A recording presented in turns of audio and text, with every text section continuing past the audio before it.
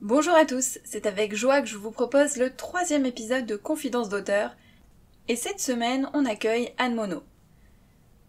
Anne est une écrivaine et poétesse installée en Normandie. C'est en parallèle d'une carrière d'animatrice d'ateliers artistiques, d'écrivaine conseil et de photographe qu'elle s'est plongée dans l'imaginaire pour créer et s'évader. Elle a publié 2 livres, le premier, La paix des fleurs, est paru le 8 juin 2023, le second, Accueillir le trop grand, est paru le 17 octobre de la même année. Vous trouverez ses coordonnées d'autrice dans les notes de l'épisode. Pour Confidence d'auteur, Anne nous parle de sa plus grande peur au moment de la publication de son premier livre. Avec douceur et sincérité, elle nous livre ses pensées ainsi que son expérience. Bonjour Audrey, bonjour à toutes et à tous. Je suis vraiment ravie de témoigner dans ce podcast. Aujourd'hui, je voudrais vous parler de la plus grande peur que j'ai ressentie à la sortie de mon premier livre, La paix des fleurs. Ce n'est pas celle d'avoir laissé des coquilles ou des incohérences, ni de ne faire aucune vente, ou au contraire d'en faire beaucoup. Ce n'est pas non plus cette peur dont on entend souvent parler de se mettre à nu, de dévoiler une part de soi à son lectorat. Non. Moi, la plus grande peur que j'ai eue, c'est celle d'être lue par ma famille, et surtout de les blesser, de réveiller des souvenirs désagréables à la lecture de mes nouvelles. Car pour écrire ce premier livre, je me suis inspirée de ma grand-mère et d'instants vécus avec elle. Avant la publication, seul un de mes oncles avait lu mon recueil et m'avait félicité. Personne d'autre de ma famille n'avait encore jamais découvert mes histoires.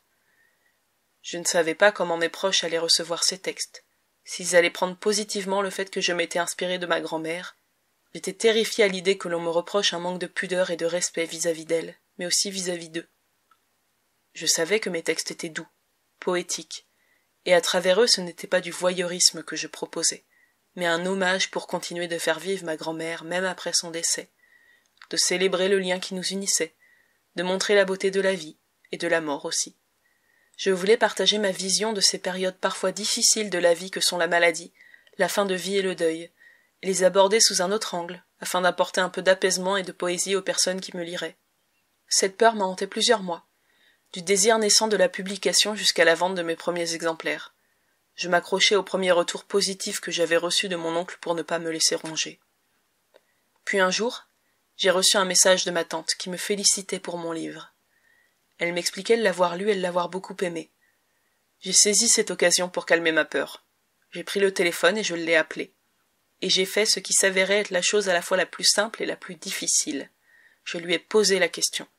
Je lui ai demandé comment elle prenait le fait que mes textes, bien que fictifs, s'inspirent de ma grand-mère, de mes ancêtres et de notre histoire familiale. Sa réponse m'a totalement soulagée. Elle était fière de moi, fière de ce que j'avais écrit et m'a remerciée. En lisant mon texte, elle avait l'impression de revoir ma grand-mère, sa propre mère, juste là. Elle retrouvait ses gestes, sa voix. Surtout, elle m'a dit que j'avais le droit d'écrire ce que je voulais, de m'inspirer de ma propre histoire, que je devais me sentir libre, et que si mes proches savaient la part réelle et fictive dans mes histoires, pour d'autres, c'était juste de belles histoires.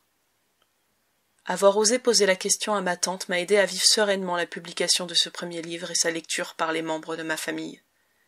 Tout le monde ne m'a pas fait de retour, mais ceux que j'ai reçus m'ont confirmé que je ne devais plus avoir peur, que je pouvais me sentir légitime et que je devais être fière de moi, fière de l'hommage que j'en rendais à ma grand-mère, à ma famille.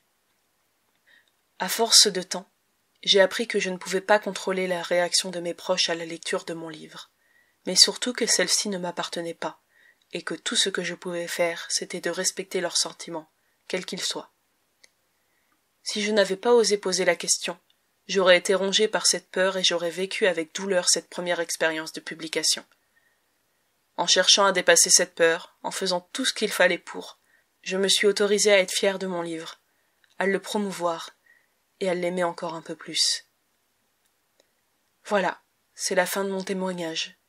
J'espère que celui-ci vous aura intéressé.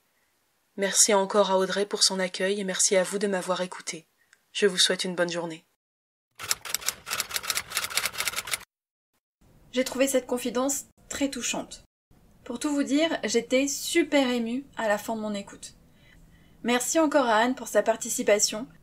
Si vous voulez m'envoyer votre enregistrement, toutes les infos sont disponibles sur le site Rêve d'auteur. En attendant, on se retrouve mardi pour un nouvel épisode dans lequel on parlera écriture. Bye.